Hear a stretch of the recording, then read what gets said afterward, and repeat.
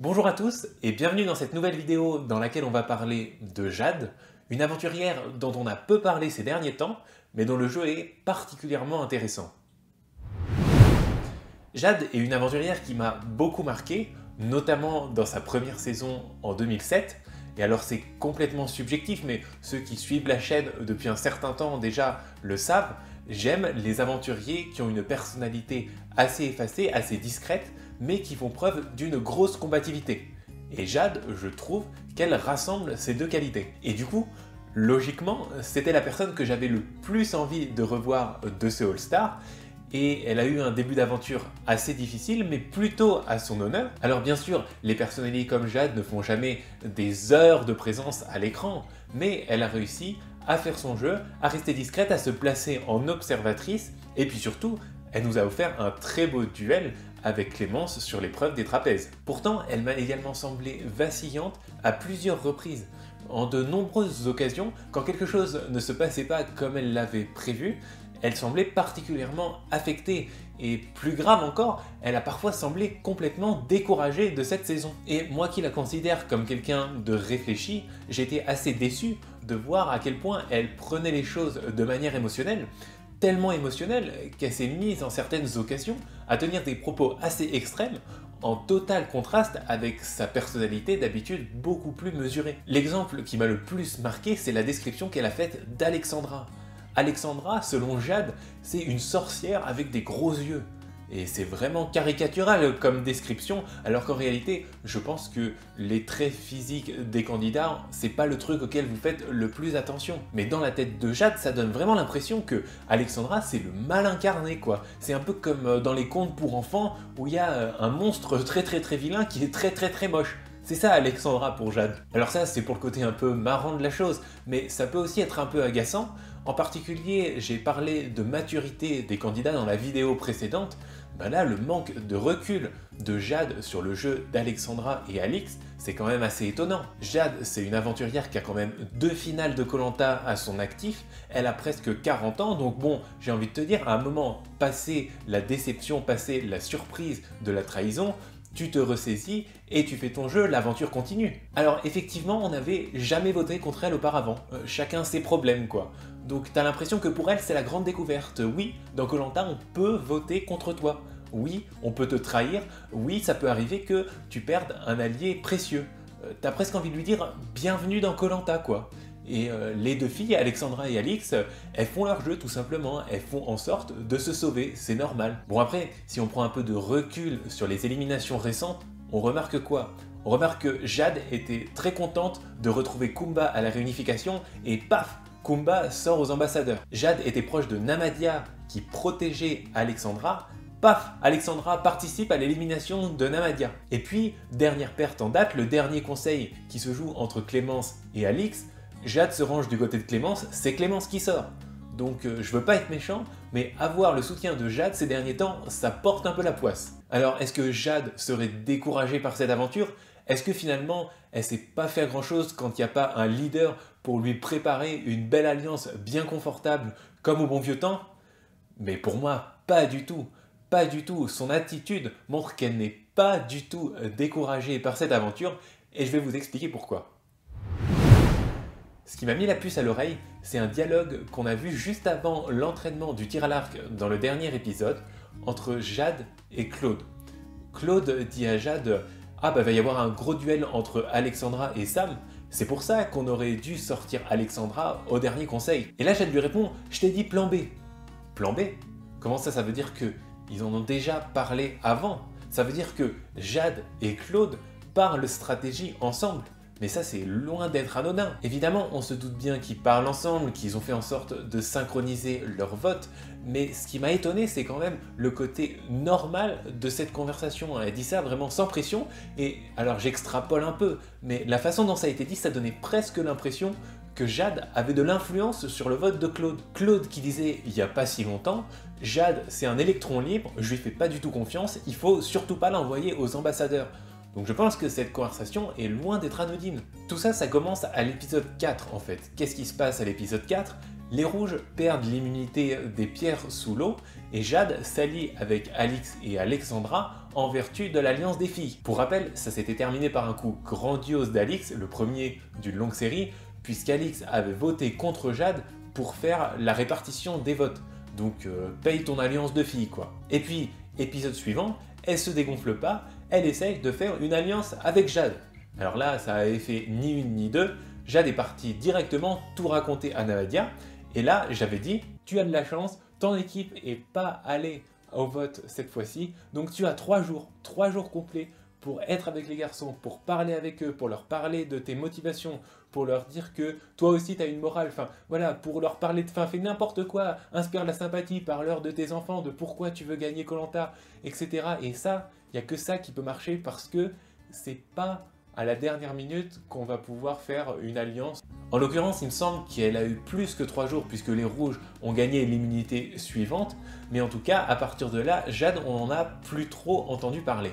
On en a appris un peu plus sur sa position dans l'épisode avant la réunification, ce fameux moment où Claude a dit qu'il ne faisait pas confiance à Jade puisque c'était un électron libre. Et là tu te dis, électron libre, c'est dangereux quand même. Ça peut marcher, mais en général, ça ne marche pas longtemps. Donc elle semblait pas dans une position particulièrement favorable. Et puis, un peu plus tard, on l'a vu dans cette fameuse discussion entre garçons pour se mettre d'accord pour voter Alix. Et oui, ça c'est l'alliance proposée par Phil à Hugo avec Namadia, Claude et Jade. À mon avis, ça part d'un ex jaune qui s'est dit si jamais la logique des couleurs est respectée, on va tous se faire décimer, donc il faut prendre les devants et essayer de créer une alliance alternative. C'est ce qu'avait dit un peu Claude, il faut refaire les alliances, et Laurent lui avait dit t'es bien gentil mon coco, mais moi ça m'arrange pas du tout de refaire les alliances. En l'occurrence, la logique des couleurs n'a pas été respectée comme c'est souvent le cas dans koh, mais ce qui est important à savoir, c'est que le fait que Jade puisse participer à cette conversation, c'est quand même une sacrée marque de confiance.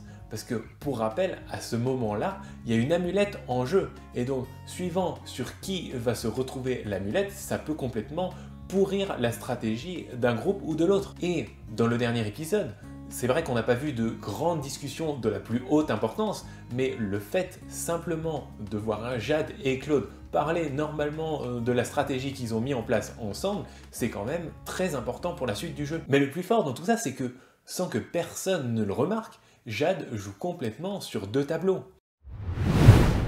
Épisode 8. Qui donne l'information à Clémence que le vote se dirigera vers Alix pour qu'elle puisse donner son amulette à la bonne personne? Jade.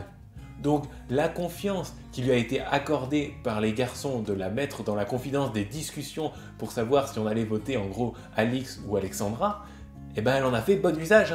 Elle l'a bien répété à Clémence pour qu'elle puisse donner son amulette à la bonne personne. Bon, alors évidemment, ça a quand même contribué à faire sortir Namadia. Donc est-ce que Jade voulait voir sortir Namadia? Je pense que non, mais elle peut pas non plus tout maîtriser. Si on fait abstraction du fait que c'est tombé sur Namadia, pas de bol, Jade a quand même réussi à provoquer l'élimination d'un garçon en votant une fille, c'est-à-dire provoquer l'élimination d'un garçon sans que personne ne se rende compte de rien.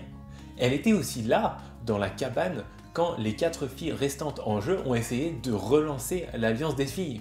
Alors, ça peut paraître anecdotique parce que finalement, cette alliance n'a rien donné, personne n'a eu confiance en personne, mais il faut bien remarquer que c'est quand même Jade qui suggère cette alliance. Elle dit « Nous les filles, on a été trop faibles et maintenant on se retrouve en mauvaise posture. » Et surtout, dans la facecam suivante, elle nous explique qu'elle propose rien directement parce qu'elle n'a aucune confiance en Alix et qu'à tout moment, si elle propose quelque chose, Alix va aller tout raconter aux garçons et ça la mettra en danger. Bah oui, bien vu. Bien vu, et puis surtout ce qui est important de retenir, c'est que non contente de jouer sur 2 tableaux en même temps, Jade a essayé d'en créer un 3e. Maintenant, on peut faire une comparaison entre les parcours de Jade et de Clémence. Parce qu'en fait, Jade et Clémence sont tombées exactement dans le même piège, sauf que Jade est tombée dedans plus tôt. Clémence a aussi essayé de s'allier avec Alexandra et Alix, mais elle n'a pas eu la chance de gagner l'immunité au conseil suivant.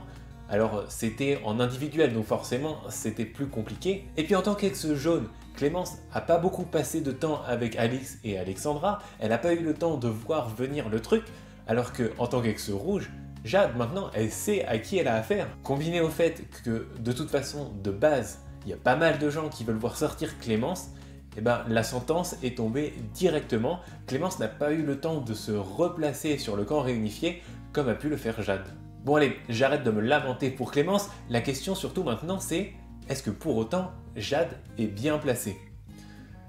Non, toujours pas. Mais déjà, elle est plus une cible, elle a réussi à se faire un peu oublier par les votes, ce qui est vraiment pas mal. Quand on voit qu'elle a basé son début d'aventure sur une espèce d'alliance avec Karima et Kumba, quand on voit que aussi tard que l'épisode 4, elle croyait encore dur comme fer à l'alliance des filles, après, elle va quand même avoir beaucoup de mal face à certains garçons qui ont une belle alliance depuis le début de l'aventure, qui attendent bien sagement que le temps passe sans prendre de risques. Forcément c'est compliqué, et puis Jade elle a quand même une histoire quoi, 2 victoires au poteau, ça aide pas à convaincre les autres de vous emmener jusqu'au bout. Mais bon, Jade est quand même plutôt bien placée, en particulier elle est placée pour que si jamais il y a un coup de théâtre, un retournement de situation total, elle puisse tirer son épingle du jeu. A priori, elle n'est pas directement sur la sellette, elle a un peu de temps, elle peut voir un peu devant elle. Et puis surtout, il y a l'île des bannis. Il y a l'île des bannis, donc certes, Jade paraît pas idéalement placée, mais par contre, si elle arrive sur l'île des bannis, a priori, elle y arrivera assez tard. Et donc, il suffirait de 1, 2, peut-être 3 victoires dans l'arène, ça fait beaucoup, mais c'est jouable pour qu'elle arrive jusqu'à l'orientation. En conclusion, je dirais que Jade n'a absolument pas abandonné ses ambitions de victoire, son attitude sur le camp le montre.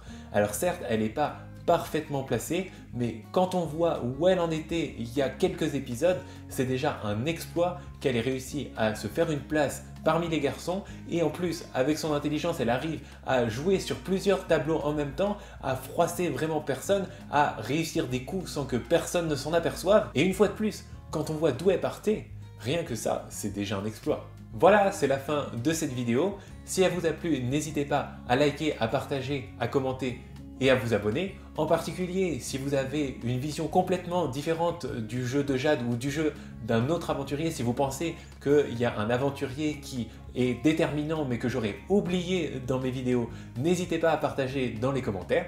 Et quoi qu'il en soit, je vous dis à très bientôt pour la prochaine.